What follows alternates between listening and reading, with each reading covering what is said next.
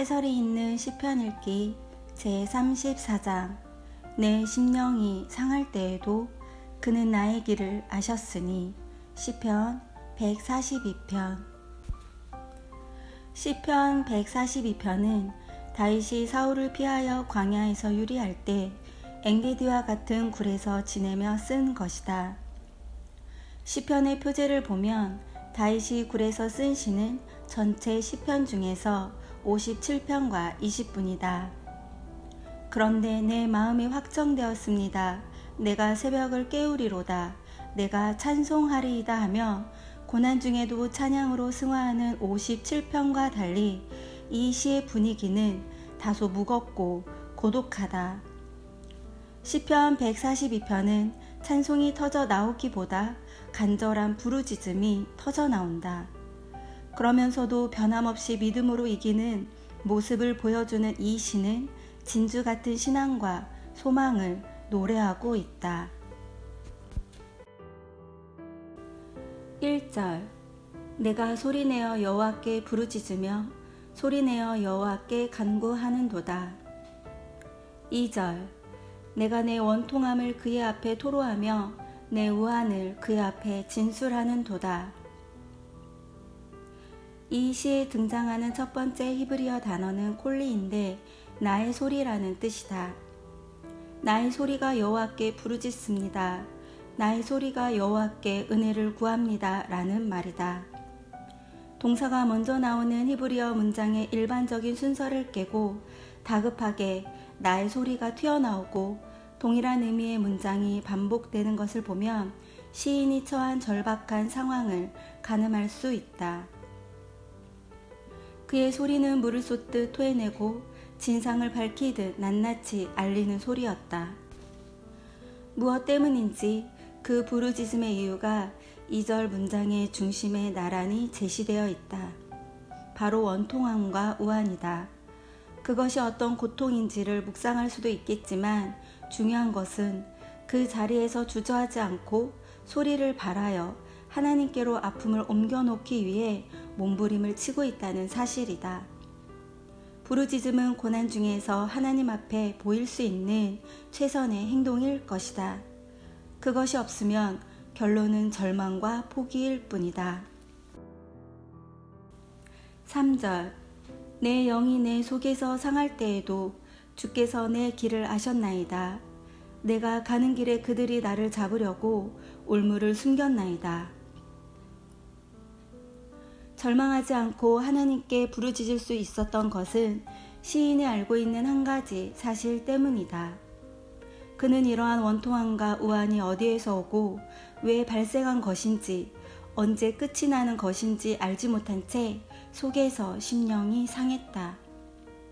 여기서 사용된 동사는 무기력해지고 피곤하여 지친 상태를 말한다. 이에 어떤 번역 성경은 3절 본문을 내가 숨이 넘어갈 듯 허덕일 때라고 표현하기도 했다. 그렇게 심령이 무기력하고 지쳐 있을 때에도 시인은 신뢰하는 것이 있었다. 바로 그의 삶, 앞으로의 향방, 인생의 여정을 의미하는 그의 길을 하나님께서는 알고 계신다는 믿음이다. 히브리어 원문은 당신은 아십니다 라고 하면서 하나님을 향해 직접 고백하는 문장으로 되어 있다. 내가 상하고 지쳤을지라도 당신은 나의 여정을 아셨다는 것이다. 내가 미처 알지 못하는 과정에 대해 아는 이가 있다면 그를 향해 탄식하지 않을 수 없을 것이다. 지금 현재 상황은 원수가 길에서 그를 잡으려 하고 올무를 숨겨놓았다. 그러나 시인은 하나님의 인도하심을 신뢰했기 때문에 절망하고 두려워하는 대신 부르짖으며 나아갔다.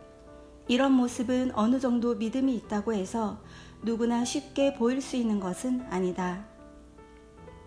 욥은 환난 중에 있을 때 그의 길이 어떤 상태에 있다고 인식했던가? 그가 내 길을 막아 지나지 못하게 하시고 내 첩경에 흑암을 두셨으며. 욥기 19장 8절. 오히려 욥은 모든 저항과 환난에 대해서 하나님께 원망했었다. 일반적인 우리의 모습이기도 하다.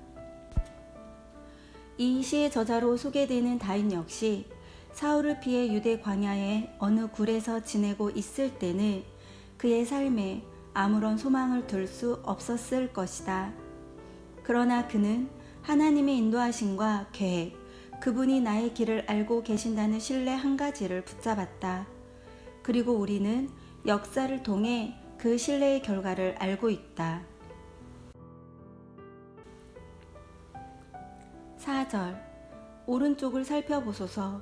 나를 아는 이도 없고 나의 피난처도 없고 내 영혼을 돌보는 이도 없나이다. 5절 여호와여, 내가 주께 부르짖어 말하기를 주는 나의 피난처시오 살아있는 사람들의 땅에서 나의 분깃이라 하였나이다. 시편의 탄원시에는 종종 원수에 대한 고소가 등장하는데 이 시에서는 원수의 존재보다 돕는 자의 부재가 부각되고 있다. 고난받는 사람들에게 한층 더 아픔을 주는 것은 그를 위하는 사람이 없이 혼자여야 한다는 사실이다. 욥도 마찬가지로 철저한 고독을 고난의 동반자로 삼아야 했다. 시인은 하나님께서 이 사실을 알아주시기 원했기 때문에 자기 우편에 누가 있는지를 주목하여 봐달라고 호소한다. 성경에서 보호와 은혜를 베푸는 자리로 표현되는 그의 우편에는 그를 인정하여 알아주는 사람도 없고 도망갈 수 있는 피난처도 없고 그를 찾아와 도와주는 사람도 없다. 그런데 이런 상황이기 때문에 고독하고 서운하다는 것이 시인의 결론은 아니다. 그렇기 때문에 더욱 하나님만이 피난처가 되시고 살아가는 동안 이 땅에서 얻을 수 있는 분깃이 하나님께로 말미암아 온다고 의지했다. 6절 나의 부르짖음을 들으소서. 나는 심히 비천하니이다. 나를 핍박하는 자들에게서 나를 건지소서. 그들은 나보다 강하니이다.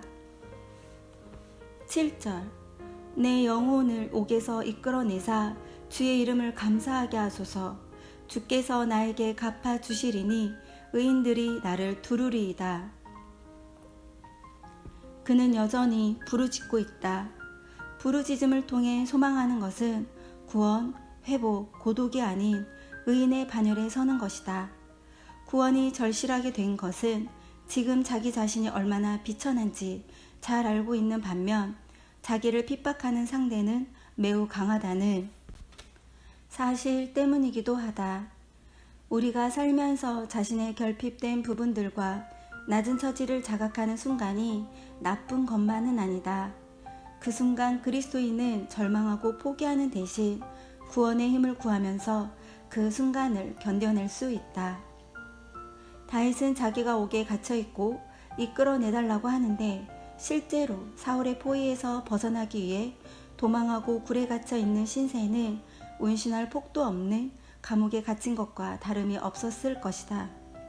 그가 바라는 결론은 하나님께서 그를 도우셔서 결국 울고 부르짖는 자리를 떠나 하나님의 이름을 감사하는 삶을 사는 것이다. 아울러 하나님께서 고난받은 것에 대해 보상해 주심으로 의인들에게 둘러싸인 자리, 의인의 반열에 서는 것이다. 믿음으로 하나님의 구원을 경험하는 사람들에게는 고난과 절망이 지나가는 것뿐 아니라 의인의 자리에서 하나님께 감사하는 복을 누릴 수 있는 순간이 다가온다. 현재의 고난을 해결하고 피하는 것보다 더 큰 축복은 감사하는 의인으로 살아갈 수 있는 기회가 주어지는 것이다. 그러므로 우리는 문제 해결 너머의 소망을 향해 더 멀리 바라보고 간구할 수 있다.